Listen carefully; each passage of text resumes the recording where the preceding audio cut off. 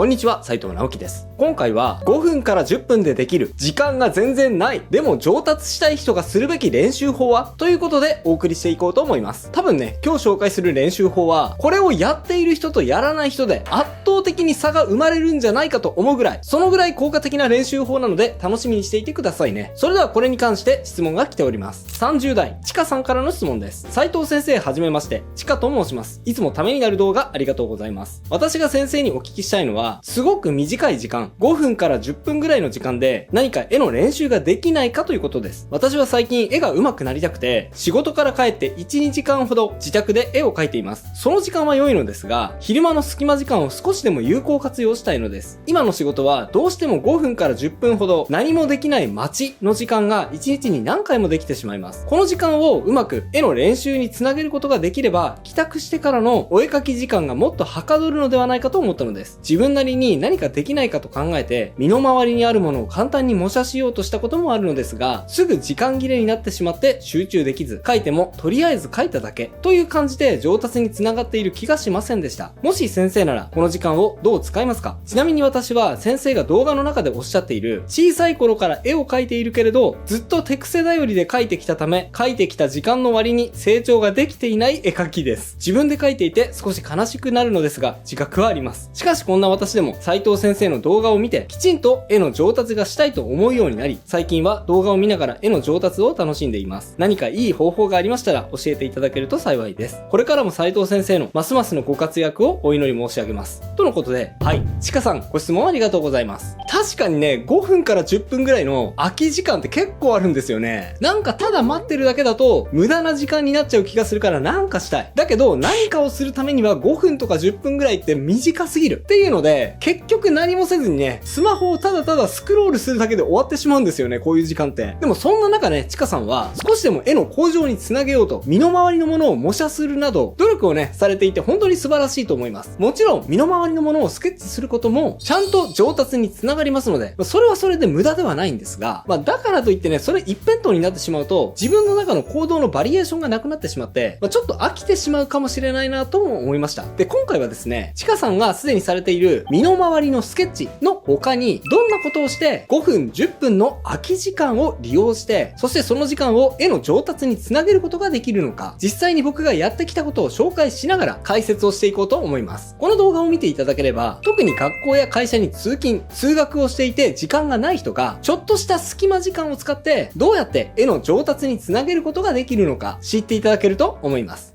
小さいノートを持ち歩いてアイデアを書き留めよう。ではもう早速その方法について紹介してしまいましょう。僕が絵の上達をしたいと強く思っていた時期、実際にね、ずっとやっていたことがあります。それが、こういう小さいノートをいつ何時にでも持ち歩くということをしていました。はい。これはですね、無印で買ったノートなんですが、無印じゃなくてもね、どこにでも売ってますよね、こういうのって。コンビニとか100円ショップとか、どこでもいいので、こういうのを買ってペンと一緒に持ち歩くというのが今回紹介する練習法です。それだけって思うかもしれませんが、はい、それだけです。実際にね、中をパラパラ見せますね。自分でもちょっと何を書いたのか覚えてないんですが、はい、開いていきなり、なんか寝ている人のスケッチがありますね。これは誰だろう？友達かな？でもね、小さいとはいえ、多分これは10分以上書くのにかかるので、あんまり今回の練習とは関係ありませんが、おそらくちかさんも身の回りにあるものをこんな風にスケッチされていたということなので、これはこれでね、絵の練習にダイレクトにつながるので、やってるのであればやり続けてもいいと思います。で、むしろね、ここからが今回の主題です。例えばね、こんなページがあります。この一番インパクトのあるザクの絵は、これはただ単にガンダムを見ながら描いたスケッチなので、さっきの寝ている男の人と同じですね。はい。実質一緒です。そこではなくて、その下と、あと右の簡単な絵を見てください。今回おすすめしたいのは、むしろこっちをしてほしいっていうことです。はい。この頃ですね、僕は会社に行っていたので、ちかさんと同じように、あんまり自分の時間がまとまって取れない日々でした。まとまって時間が取れるのは、週末か、あるいは会社から帰ってきてからの時間だったと思うんですが、でもね、電車の移動時間や、あとは何かの待機の時間、5分とか10分とか隙間が空くことが結構あったんですね。ちかさんと同じように。で、その時にやっていたのがこのメモ書きです。具体的にこれが何を意味しているのかっていうと、要するに二次創作の絵を描く前のメモ書きですね。はい。この頃ですね、妖怪ウォッチがめっちゃ流行っていたので、僕もですね、何か二次創作したいなって思っていたんですが、どういう構図にするかとか、誰をどんな風にに描くとか、いざ絵を描ける状況になってから机に向かってそれを考えたんじゃ、結構それだけで時間を取られてしまって、時間を浪費してしまうじゃないですか。だからこうやって構図の部分やネタの部分だけを前もって考えておくっ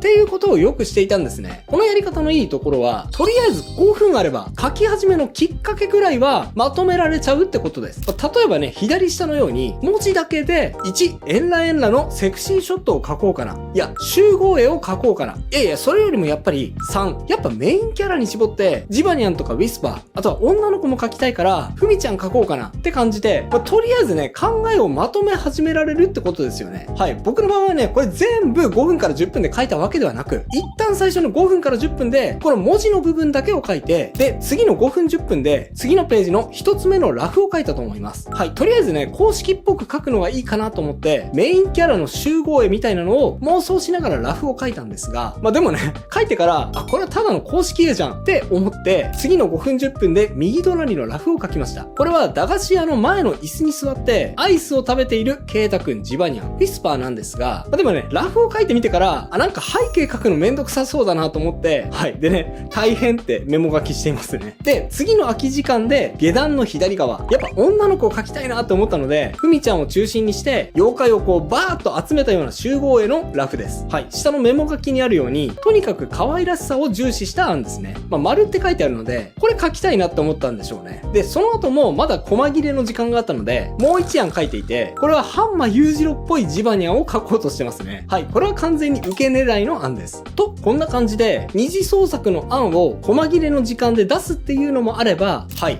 こんな感じで、部分的なデザイン案を考えるっていうのでも、細切れの時間を有効に使えると思います。これはですね、何のデザインだったかな？おそらくね、カニのデザインを考えなきゃいけなかったので、どうやってカニを印象づけるのか考えてたんじゃなかったのかな？多分ね、消極的にカニを扱うのが嫌だったので、もうインパクト重視でカニのデザインをアグレッシブに考えていた時のデザイン案ですね。あとは同じデザイン案を考えているページであれば、こんなのもあります。はい。これは女性の体の一部が崩れたような絵を描いたらいいんじゃないかっていうことを思いついてですね。で、どんな崩れ方をしたら絵として魅力的になるのか、そのね、模索をしたメモになります。こういうのってですね、実際に絵を描き始めちゃうと、どんどん時間が経ってしまって、時間が足りなくなってしまうものですが、こういうメモ的なものに留めておくのであれば、5分とか10分あれば十分に書くことができますし、後々のね、検討にも役に立ちますよね。あとは何か街中で見たものとか、映画を見た後とか、人の絵を見た時とか、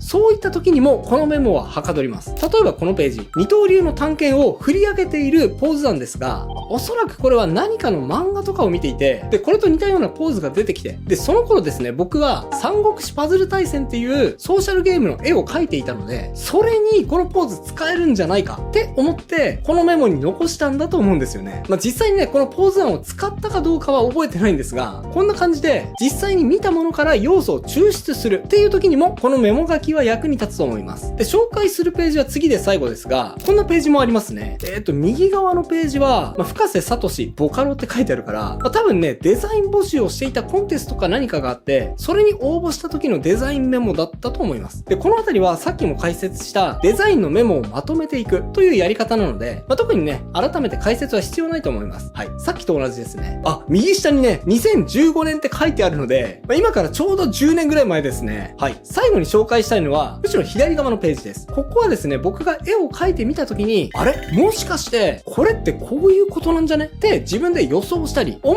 たりしたことをメモしているページです。はい。パッと目につくのが、左上の目の解説図ですね。目の印象を操作する際の各部位に割り当てられたパラメーターって書いてありますね。上まつげは目力や性格を表す。瞳孔は意志の強さを表す。下まつげは色気。ハイライトは優しさやおっとり感。とかなんとかね。いろいろ書いてありますが、これ目のどの部分がどの印象操作に役立つのかって、これですね、何か本に書いてあるものを書き写したわけではなくて、単に僕がこうなんじゃないって予想しながら書いたメモ書きです。別にね、正しい真実を言っているわけじゃないんですね。あくまで僕がこうなんじゃないって思っていることをここに書いているだけです。はい。下にある文字のメモもそうですね。潤いを感じる絵は、色の面で考えると、多分2種類の要素があって、色面の分割の複雑さと、色面の多さが大事なんじゃないか、みたいなことをメモっています。はい。これもですね、さっきと同じように、何か本に書いてあったことをメモったんじゃなく、僕がそう思ったっていうことのメモになります。はい。でもね、これが大事なんですね。絵を描いていない時間も上達につなげる方法。はい。ここまで見てきて、お気づきの方もいると思うんですが、僕のこのノート、特に何か情報を書き写すようなことにはあまり使っていません。最初に紹介したね、友達の寝顔と、あとザクを書くこと以外は、僕の考えたことをまとめることや、吐き出すことに使っていました。つまり、これこそが、絵の上達にとって僕は大事だと思うんです。はい。どういうことなのかというとですね、僕は絵の上達にとって大事なのは、どれだけ絵のことを考えたか。もっと言うと、絵を自分ごとに引きつけて、自分に関係あることとして考えた時間。その時間の長さ、深さによって、絵の上達の速さ、そして上達の速度が決まると思っています。そのために、このノートは役に立つんですね。このノートを常に持ち歩いているとですね、不思議なことに、なんかこのノート、書きたくてしょうがなくなってきます。はい。試しにこの後ね、近くの店に行って、これ何でもいいです。小さいメモ書きを買ってみてください。で、そのノートをペンと一緒にポケットに忍ばせて、その状態でね、しばらく過ごしてみてください。これめちゃくちゃね、僕が言っている意味わかると思います。このノートを絵とか文字で埋めたくなってくるんですよ。はい。これ本当です。で、そうすると自分がどういう状態になるかというと、普段ね、何気なく過ごしている移動時間とか、何気なくスマホを眺めている時間とか、本とかテレビを見ている時間、人の話を聞いている時間、そういうね、一見絵と直接結びつかないような時間でさえも、ずーっとね、このノートに書けることを、なんかないかなってね、ちょっとだけ頭の片隅にあるような状態で過ごすことになるんですよ。で、ちょっとでも自分の金銭に触れるようなことがあったり、ちょっとでもね、うわ、いいなって思ったデザインや色、ポーズを見かけたりすると、これ書けんじゃんってね、そのノートに速攻書き込むようになります。今まではね、何気なくスルーしていた駅張りのポスターとか、お店のショーウィンドウの飾りとか、人の行き交う姿とか、あとはその人が着ているファッションとか、建物の佇まい、建物の影のつき方、流れる川の水面の映り込みとかね、あとは目の前に止まっている鳥の姿とか、そういった目の前に広がる全ての光景を自分ごとに引きつけて、自分ごととしてね、あれ、これって書けんのかなこれって感じで考えられるようになってくるんです。これ言ってることわかりますか？ノートを書いている時間は5分10分ですが、その5分10分のネタを探すために他の時間も過ごすようになってくるってことなんです。僕はですね、絵を上手くなるためには考えながら絵を描かなきゃいけないよ。手癖だけじゃ絵は描き慣れることはできてもなかなか上手くはならないよと言っています。はい。質問をくださったちかさんも、とりあえず描いているだけで上手くなっている気がしない。私もそういう人間です。みたいな感じでね、おっしゃっていましたが、でもね、絵のことを考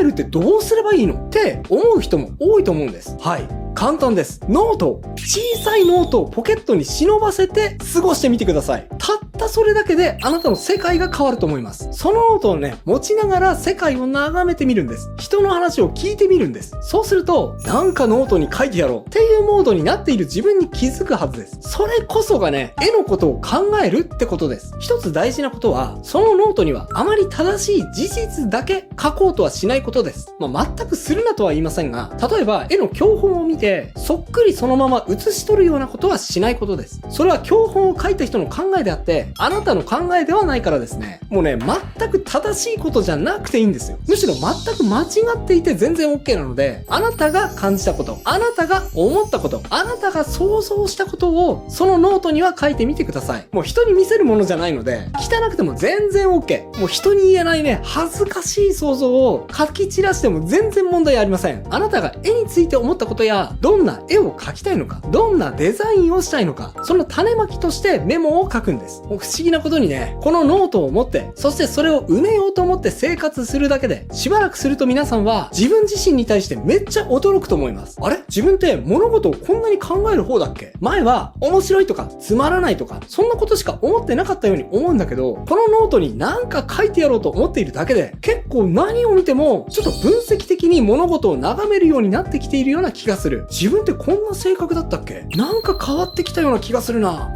ってそうなんです。もう何気なく過ごしているだけでは絵のことを考えようって言われてもそれはね難しいことなんですが、ノート一冊持ち歩くだけで自然と絵のことについて考えを深められている自分がいることに気づくはずです。実際僕はですね、このメモを書いている期間、飛躍的に絵が上達しました。次はこれを取り入れてみよう。次はこれにチャレンジしてみようってね、自分の課題をどんどん見つけられるようになりましたし、自分の成長も実感することができるようになったので、何よりもね、すごく楽しかったんです。絵を描く時間をなかなかまとめて取ることができない。だから自分はあんまり絵を上達させることができないと悩んでいる人は多いかもしれませんが、そんな時にこのメモ帳です。とにかくメモ帳をポケットに忍ばせて、それを持ち歩きながら空き時間にそのメモ帳を埋めていってみてください。きっとあなたの絵の向上にすごく役に立つはずですよ。諦めないでください。応援しています。以上が今日僕が伝えたかったことです。いかがだったでしょうか？それと今回はちょっとだけ出てきた人物スケッチ。質問者のちかさんも、ただ描いているだけで上手くなったような気がしないってね、おっしゃっていましたが、いやそんなことはありません。それはそれで絵の勉強にはなるはずです。特にスケッチはね、人物とか、あとは物のシルエット、それを全体的に掴む練習になりますから、観察眼がすごく鍛えられる練習方法ですね。さすがにね、5分とか10分では最初はきついと思うので、少しまとまった時間が必要かもしれませんが、ちょっとスケッチに興味があるという方はですね、こちらの動画、これで僕はプロになれた、上達のための3つの行動をご覧ください。僕が実際に電車などで描いていた電車スケッチなどを紹介しつつ解説している動画です。興味があればこちらも合わせてチェックしてみてくださいね。それではまた次回の動画でお会いしましょう。バイバイ。